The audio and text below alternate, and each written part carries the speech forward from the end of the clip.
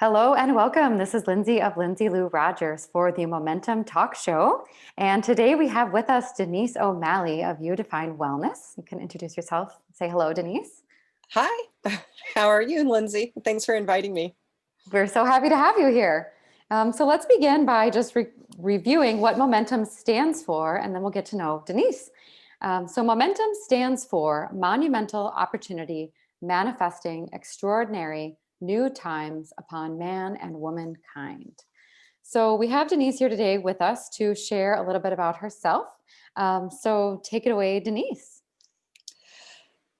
Lindsay, I'm so glad that you invited me to come talk about momentum. And I'm so glad that you defined momentum because you said a word in there that I have to tell you, when I hear it, it surprises me. And that word is extraordinary.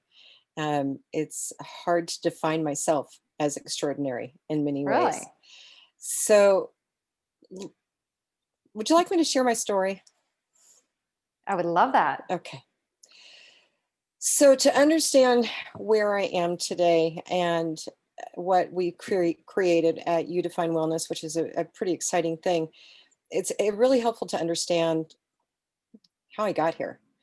And I can tell you that I would love to say I went to this college, I got this MBA, I did all these different, wild things that led up to it. They were not. Each achievement was not extraordinary in and of itself. And with me, I was on the 10-year college plan. Went to 10 colleges in 10 years, just kind of bounced around from each college. I didn't know what I wanted to do when I grew up. And I took a job when I was in high school, or just out of high school, in an insurance agency. And that kind of set the stage for the remainder of my career. And in fact, in 2021 is the 40th anniversary of when I started that job. And I just kind of went from position to position to position. I lived in a fairly small town where, in order to get talent, you had to import it from the big cities and pay the price, to import it. And I was one of those people that every time the boss would say, "Hey, we need to expand in this particular area," I'd raise my hand and say, "I'll learn it." And I just jumped in and did it. And that led from, never getting paid what that position was worth for that, but I was able to parlay it into a new position, and then another new position, and then another new position. And before I knew it, I had some really impressive titles on my resume. Vice president. I was running at 25 years old. I was running a company that had $230 million in annual sales. There were a lot of really amazing accomplishments I had. Was traveling the country, and I've been all over the United States. And the funny thing is I still haven't seen any city, hardly, because I'd land, I go do my job, and I left. And I didn't really realize at the time how precious that gift was, to be able to travel and to sightsee, but I never wanted to do it on my own. And so I had this very interesting background that led to some fantastic titles. And quite frankly, I hated the insurance industry, which is where I had been since 1981. And I kept wanting to get out of it.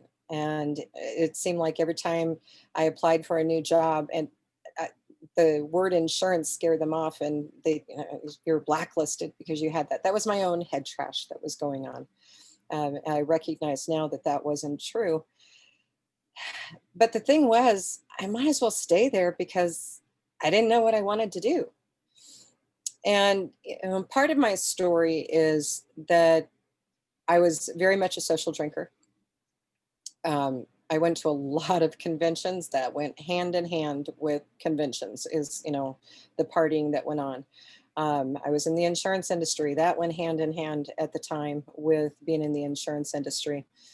And about almost 9 years ago, my husband and I both said, we need to stop this. So I have been clean and sober for almost 9 years now. And the thing is when I stopped drinking, I didn't know who I was. I didn't know what I wanted to do. I didn't know what I liked. I didn't know what my beliefs were.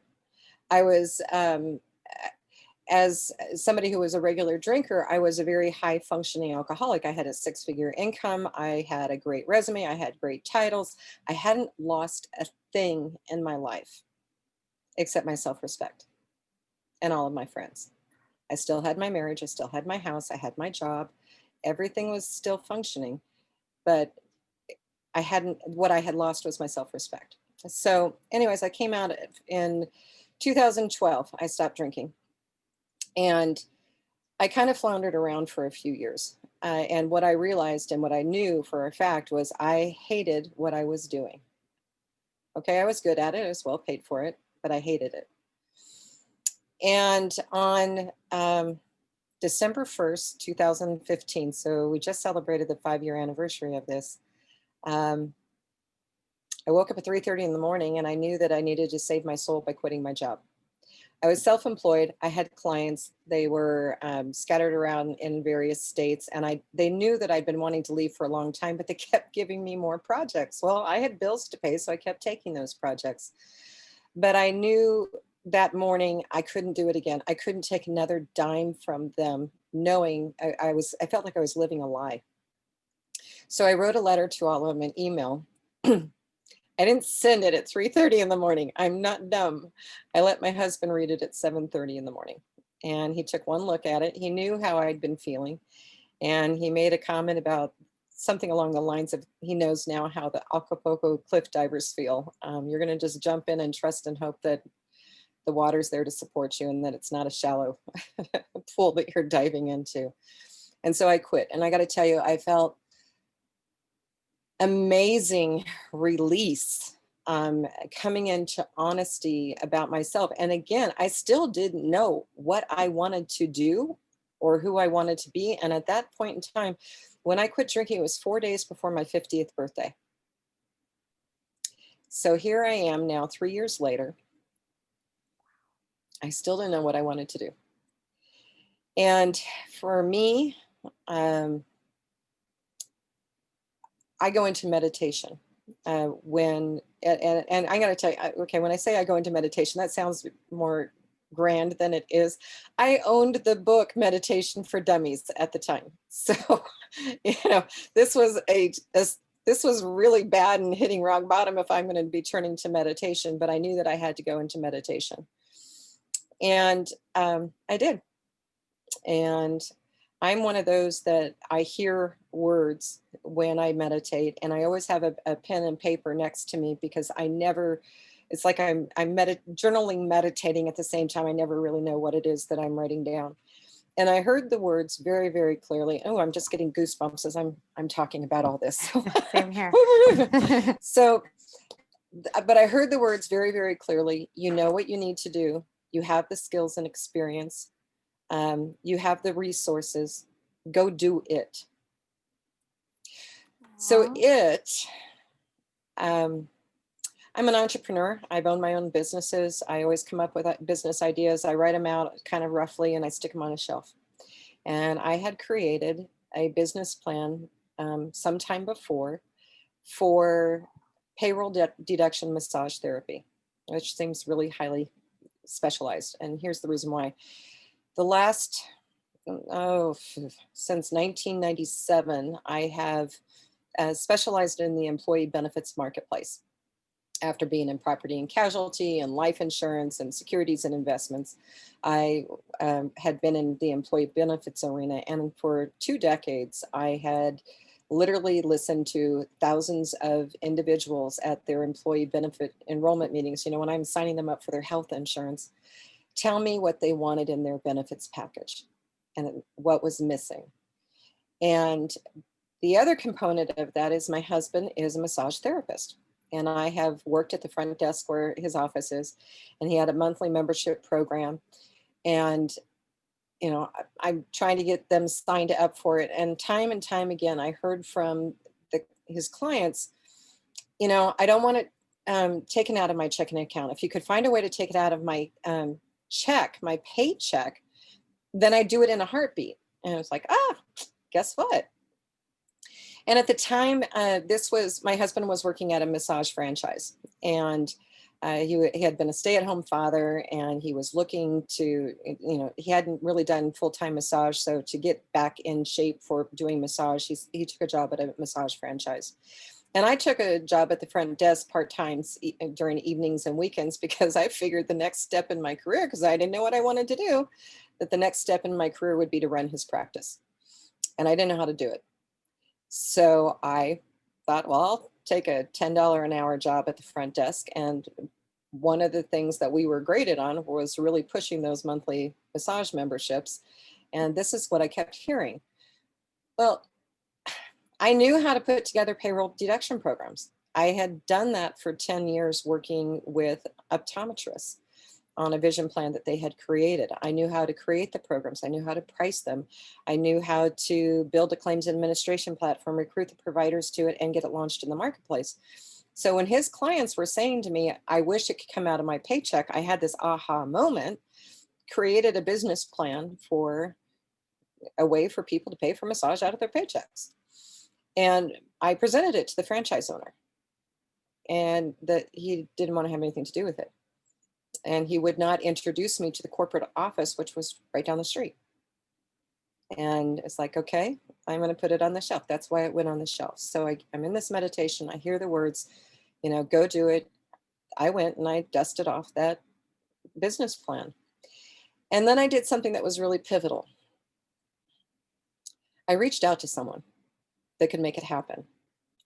I knew immediately when I came out of that meditation, I needed to reach out to the founder of that massage franchise company. It was somebody who we'd gotten to know since I wrote the business plan.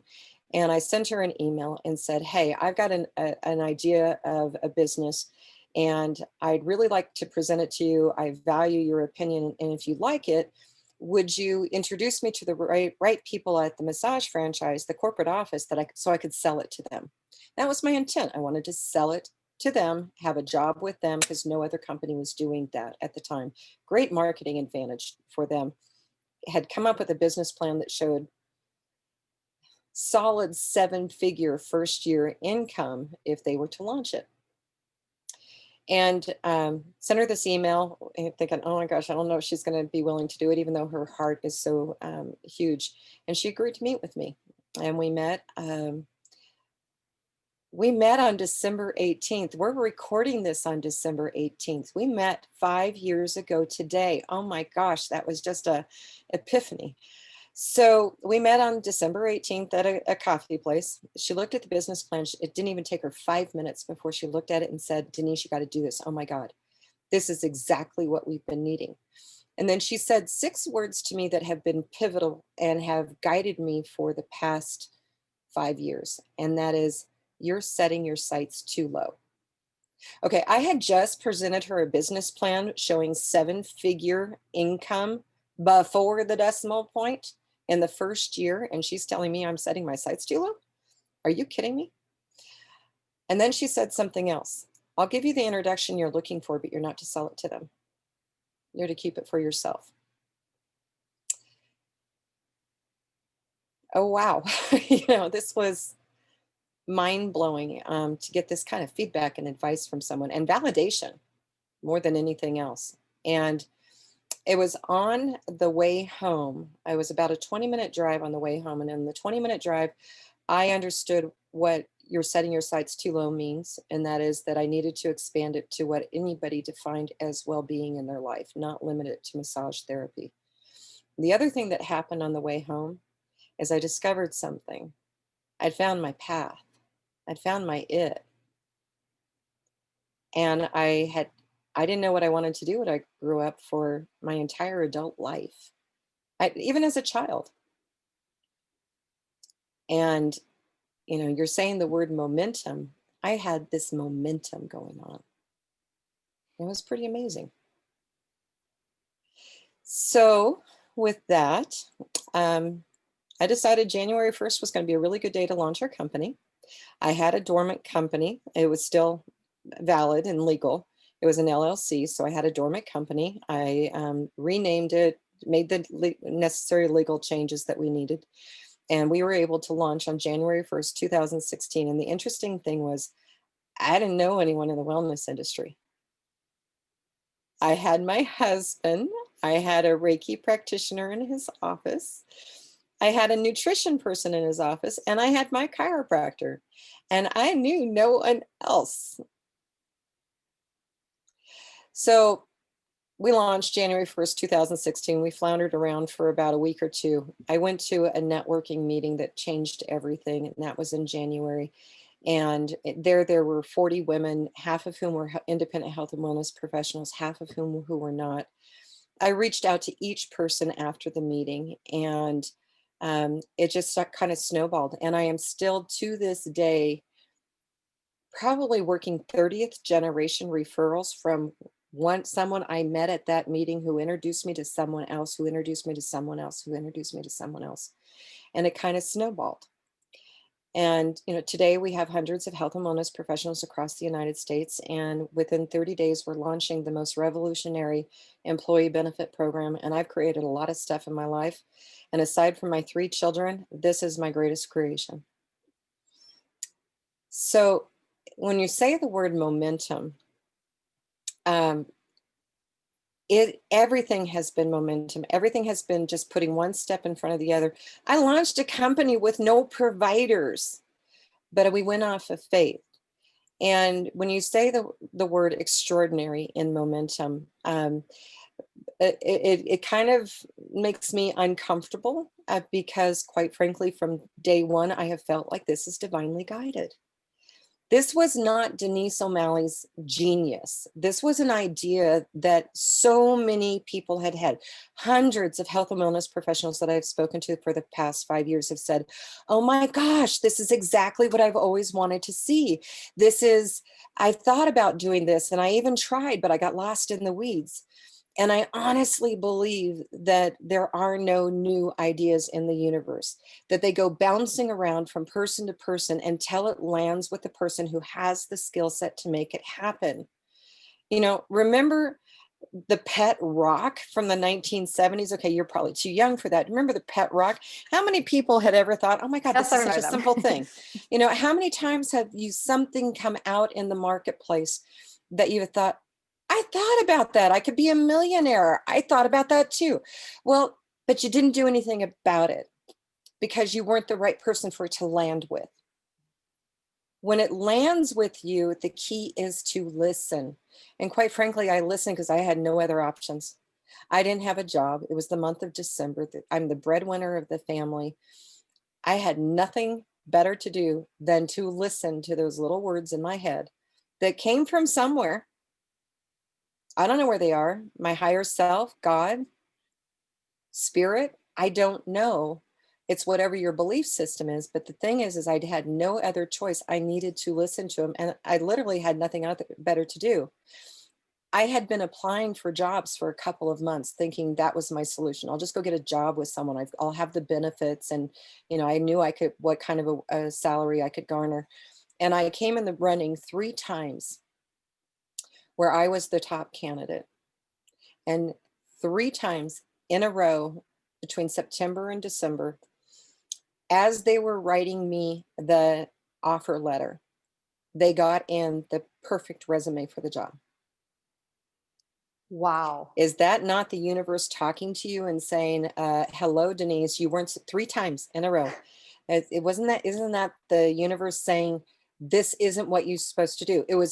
It was my higher power. It was God, it was spirit, whatever it was saving me from myself. That's what I just honestly believed. And while it was crushing because I wanted out of what I was doing, and while it was crushing to me when I heard no, oh, we just got the perfect resume and we're going to go with them instead.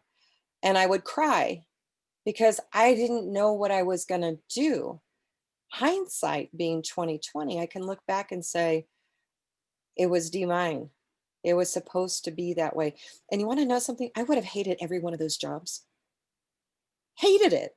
They would have paid a bunch of money to me and I would have excelled at it because I always threw myself into my job. I would have hated the job.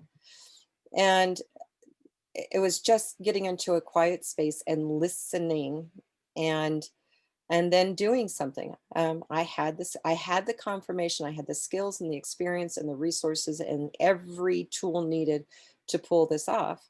I just had to take the step and go do it. That's what I did. Were you scared? Oh, yeah. Absolutely. Yes and no. I mean, yes, I was. I thankfully I have a husband that was very supportive of this and who understood, as opposed to someone who would be constantly hounding me. You got to go get a job. You got to go get a job. I had to carry a notebook with me everywhere I went. To church. Oh, church. Oh my gosh. The downloads I got at church. Holy cow. I didn't even hear the service. I would be scribbling the entire time in the notebook. Um, in the car, no matter, I had my voice recorder going. I never knew where ideas were going to come to me. And so I kept a notebook with me. If I didn't keep a notebook, I was grabbing every little piece of paper I could possibly imagine, receipts in my purse, whatever it may be, because the ideas were coming fast and furious. When I opened the floodgate to saying yes to this idea, it was a floodgate. It was, when I use the word downloads all the time. I know, Lindsay, you do too. That's what it was. The downloads wouldn't stop. And when I finally said, hold on, you need to stop here. I can't take anymore. You want to know what happened? I got a concussion. I opened myself up to, okay, you're going to stop. You want to stop? You're going to stop. Guess what? Here you go. And I have never said that since. It's like, Yeah. okay, you want to give me a download? I'm taking it. Thank you very much. I'm gracious. Not to say that there's a vindictive God out there or anything, but it was just really interesting how my body responded when I said, enough, stop. I can't take anymore. It stopped me. And I'm curious if you had a place to put those ideas as they were coming through you, because if there's nowhere to put them, I know on the paper, then it's hard you want that to shut. So, because it is feeling overwhelmed essentially. I will tell you that it felt like it was just a flow. It literally was flowing through me to the paper. So it didn't reside inside of me. It didn't stay. And then it was deciphering my notes. And I gotta tell you, there was some stuff in there in the notes. It's like, dang, that's good. It wasn't my genius.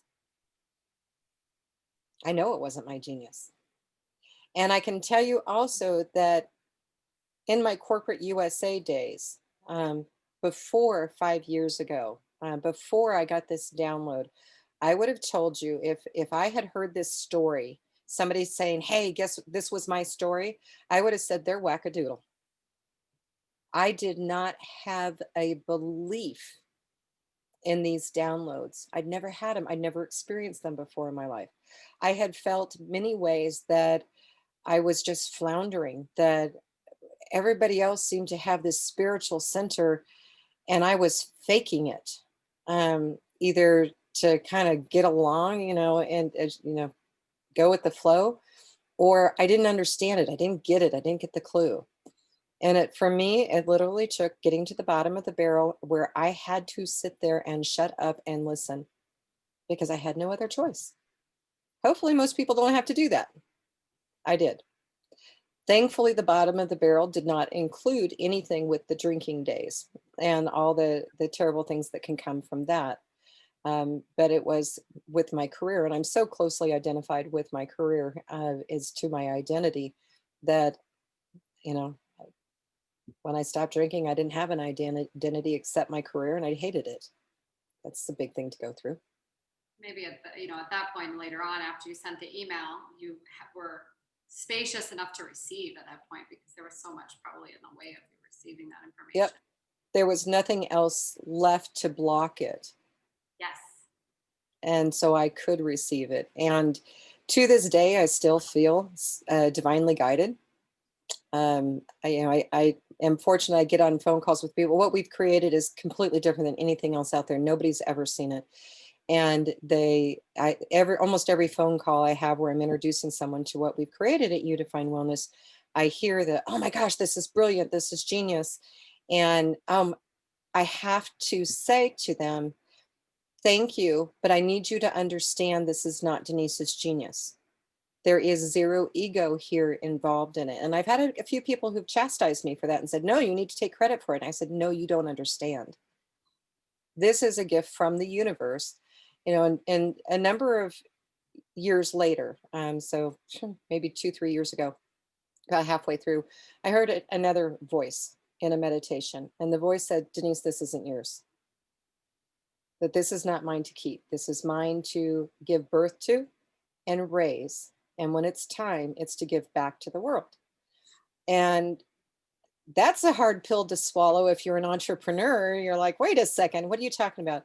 And I understand what it means. And we have plans for the future of in some way or another, getting it back into so it's only controlled by the health and wellness professionals and people who are passionate about wellness and healthy living. Not selling it to a major insurance company, not selling it to a corporate entity that will change the essence of what it is.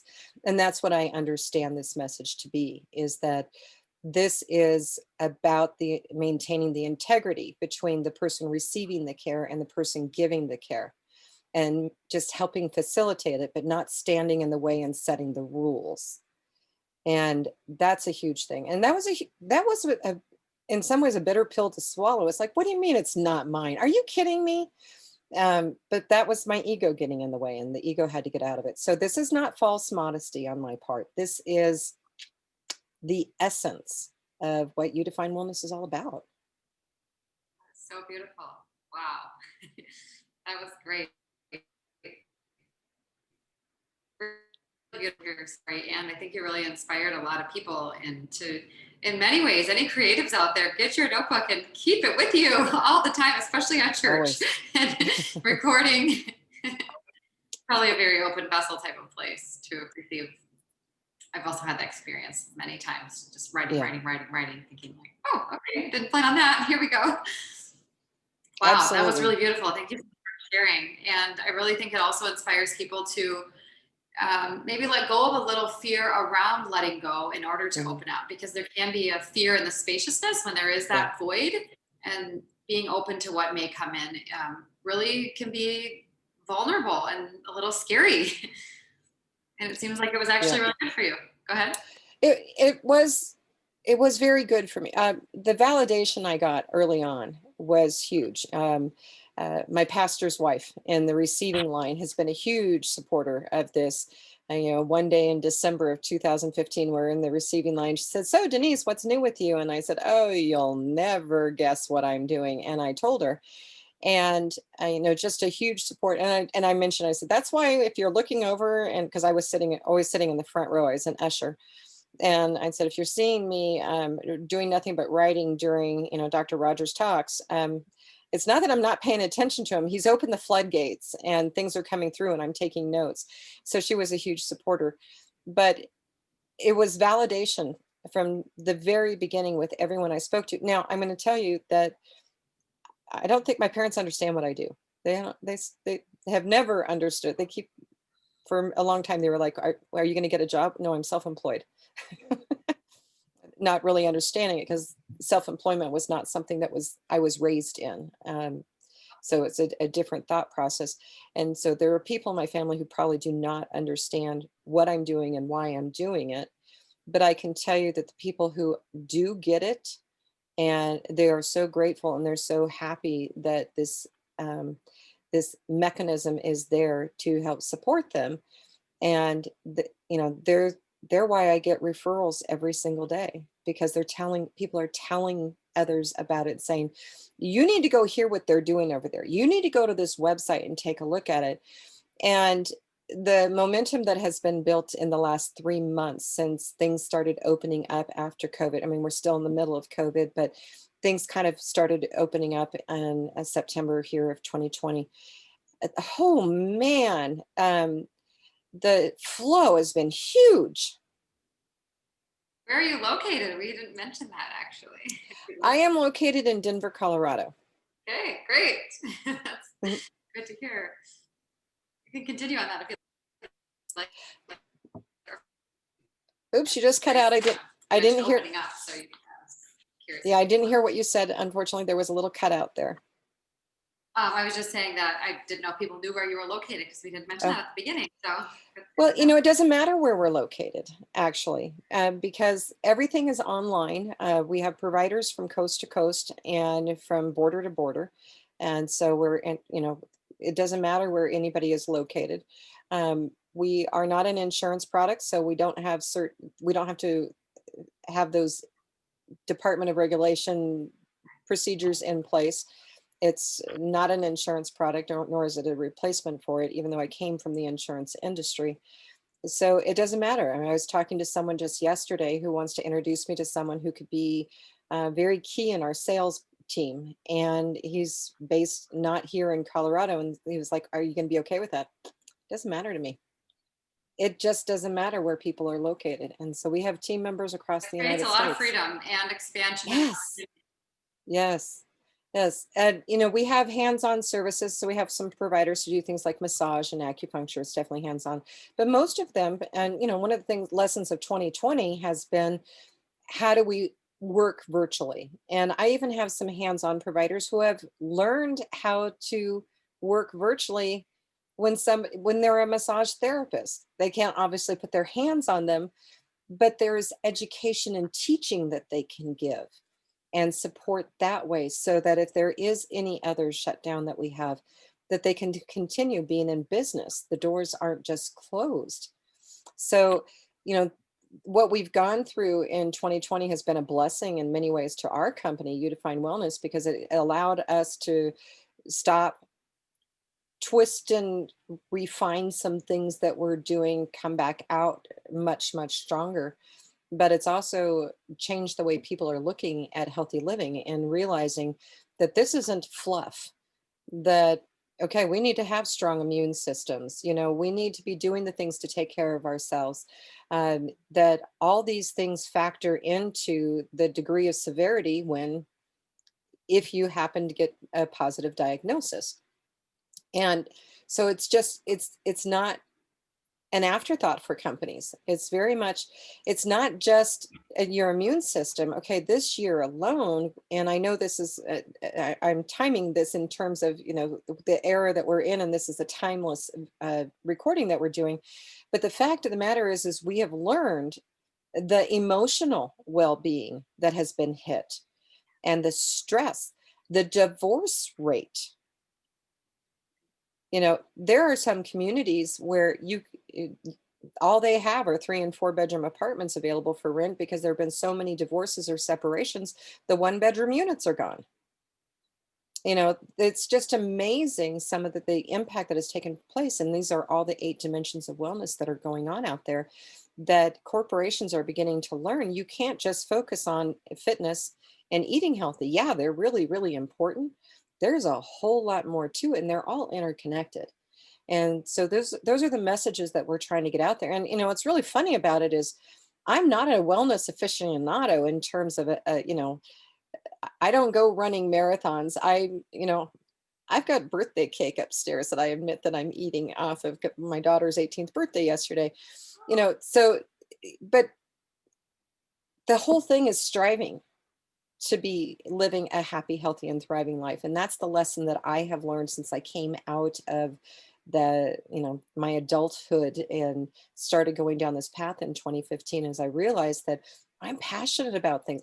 Passion is not a word you could have used with me prior to December 1st, 2015. It is not a word you could have used with me. I am passionate. I am passionate about supporting people where they're at and where they're going. I'm passionate about revitalizing the wellness industry. I'm passionate about revitalizing the employee benefits industry and bringing out something new and creating something that has never existed before.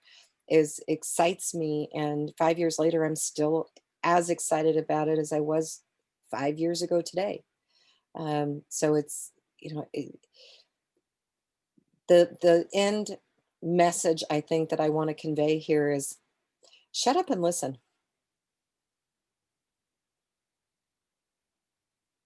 You That's know, with stillness too, yeah. creating enough quiet in your life or in your day to actually hear, listen and not create all that clutter appear Yeah. or around you in order to Yeah. let those messages come in. Wow, great message. Aw. Okay, let's just take all that in for a moment. That was really Yeah. great. Okay. I think you've covered most everything I was thinking about here. I think one of Mhm. the things was about what motivated you in childhood, and how that showed up over and over again in your life. So I don't know if we want to touch on that at all. Yeah, I didn't like that question when you gave it to me when we first started talking about this, and I think I still don't like that question because it's like, okay, what motivated me in childhood? Childhood. My parents married very young. My mom was pregnant right out of high school. Uh, at that point in time, abortion was illegal. Had it been legal, I think my mom would have had an abortion, just because she was right out of high school, and that's what her parents were pressuring her for, or what they would have been pressuring her for. And so my childhood was, I had very, very young parents. Um, and today they still are, relatively speaking, as to where my age is. And so that influenced an awful lot. And they brought in their own. um, they weren't ready to be adults.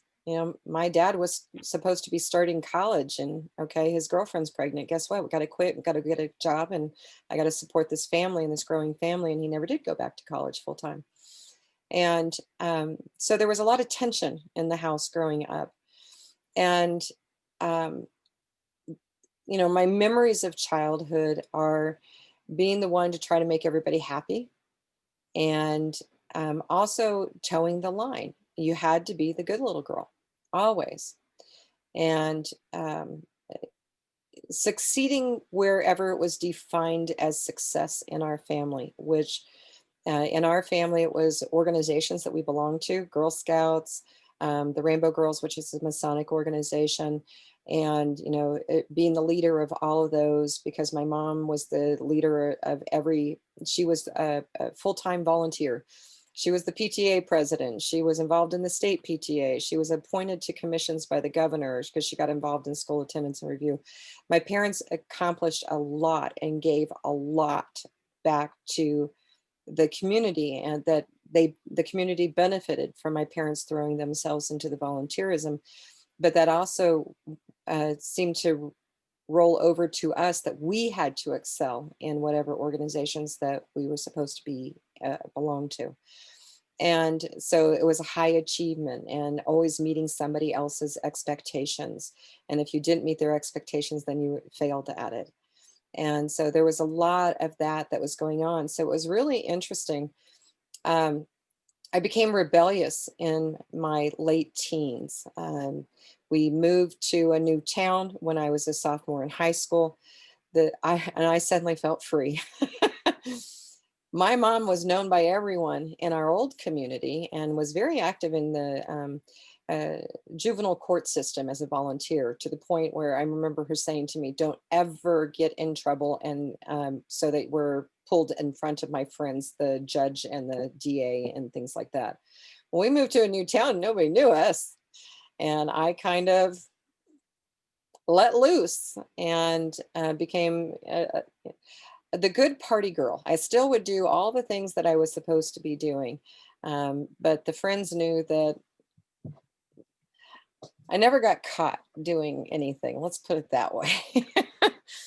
And it was a sense of freedom. And so it was really interesting that even though I had a college fund that my grandparents had started for us many years before, I didn't go immediately on to college. I mean, I did one semester here, one semester there. I told you I was on the 10-year plan, and I bounced around. I didn't go to one particular college for the entire time.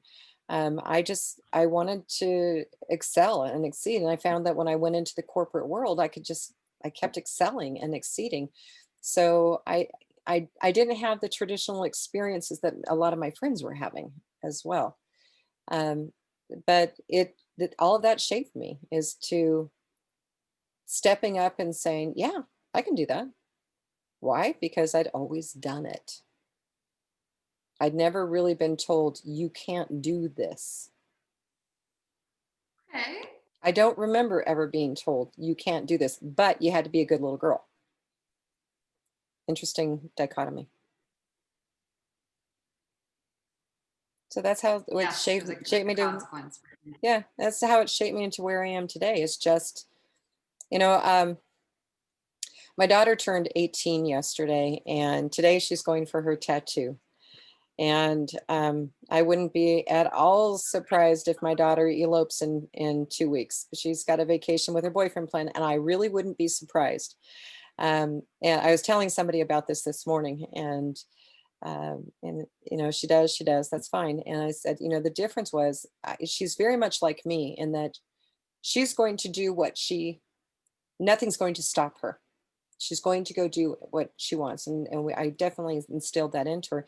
The difference is that, 40 years ago when I was her age, I was afraid of my parents. We didn't really want to cross the parents and get caught, right? So you just did what you were supposed to do. The difference is my daughter is not afraid of us. And she knows that we will always support her and we will always be a safety net for her. And that is a huge accomplishment that I think that I've made in my life, is to be able to raise my kids to know that what you want to do, you can do anything you want, and I will support you in terms of I'm not going to financially support you, but I'm going to support you with what you need to uplift you and tell you that, yes, you can go do it. But I'm not going to tell you what to do. And then to the downside is they're like, but mom, you should have told us what to do. I told you I'm not going to tell you what to do. And I don't do bail. It's the only other thing I told my kids. Don't call me if you get put in jail. we're good in that area. But, I just want them to know that, and everyone that I run into, that you can do whatever you want. The world has unlimited opportunities, but you have to look for them and you have to speak up and say, yes, I want to try this. And that's how I've always gotten forward, with my career, with my life, and it's worked. Yeah, I wrote that down actually when you said with the work, all the experiences in your job, you just said, you raised your hand, you said, and you just jumped in and did it. And it seemed like there was no fear there at all. I'm just like, I didn't know to be afraid. wow. I didn't know that, I figured out how to get the education.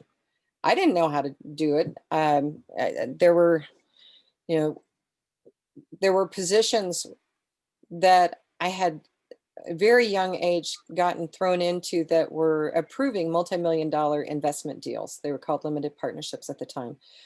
Go to an apartment complex and check it out. A cable company, thoroughbred horse breeding limited partnerships. There were a lot of different things. I didn't know what kind of questions to ask, so I listened to a lot of people that were doing things, and I mimicked them. Fake it till you make it, and I honestly believe in that. And I I watched, and then I would just be thrown into certain situations. And I very famously would question I loved asking was, "What question haven't I asked you that I should have by now?" And when you say it with a degree of confidence, and you give them a look like it's kind of like, I already know what the answer is. Are you going to be honest and tell me what the answer is? Right. I didn't know what I was doing. But I just learned from some really good people. And I was very fortunate. I had some women, particularly women, although it was really interesting. I also had some very good male mentors, but I had a couple of women that were really instrumental in shaping me when I was 25, 26 years old. One from an extremely famous family in Hollywood, who I wish I knew where she was. And if she's still alive, but she just kind of took me under her wing, and she taught me that look. And others would step in because they knew that I was thrown into situations because I had said yes to it. That the people who let's face it, okay, the reason why I got the opportunities is because I was dirt cheap. For them to import talent that had experience, they would have been paying at least twice what they were paying me. I wanted the positions for my resume more than I did. Yes, I got some money increases. Never did get paid what I should have gotten paid, but those were the days where we didn't have the internet to do salary searches. I didn't know what the compensation was. Hey, I was getting my bills paid. I was happy. but I didn't know hindsight, I could have been asking for twice what they were paying me at the time. And in hindsight, I know that they were like, oh, let's let Denise do this and see how she does at it. I excelled at it, thankfully. And we don't have to pay her what we would have to pay someone else for the job, save us a bunch of money. So, you know, age comes wisdom, and looking back and things. And if I were to counsel me, from 30 years ago, I'd be saying a whole lot of different things and wake up. But it is what it is, and it's created who I am today. And I'm happy with me today. And I have my path and my purpose. And you got that training. I I mean, got that training. hindsight's 2020. I mean, that was probably great. Yeah, the School of Hard Knocks in many ways. I have stories that have been pretty amazing. I've been having some wonderful opportunities that I was given. Um, no regrets. Other than I wish that when I traveled around all the time on somebody else's dime, that I took the time to explore. So are there any other questions I should ask you that I haven't yet? I think I'm good. Okay. I'm curious what people really responded with. It seemed like they had something they were hiding they would want to reveal at that moment. Mhm. Okay. Okay, well, thank you so much for being here today. I feel so enlightened, and we have some great pointers for others out there to try out in their own lives. And it looked like there was no fear. And you did discuss that turning point when you finally decided to give up control and be open to sharing your true gifts with the world. That was pretty profound. And it seems like you might be a little bit of a numerologist. You have a bit of dates and times, and it is not a coincidence we're meeting today. It is not a coincidence. And yes, numerology is one of my On this. yeah, no, numerology is one of my actual hobbies and interests that I tinker with. Oh, fun. Yeah. So this coincidence of this date, it's just interesting that I realized that. Yeah, and in the moment as well. Hmm. Great. Well, thank you so much for being here once again. If you'd like to say goodbye, go ahead, and we will end the show. Absolutely. Thanks everyone for listening to my story. I hope you got all the way to the end with me. I'm sure they did. Thank you. Have a good day, everyone.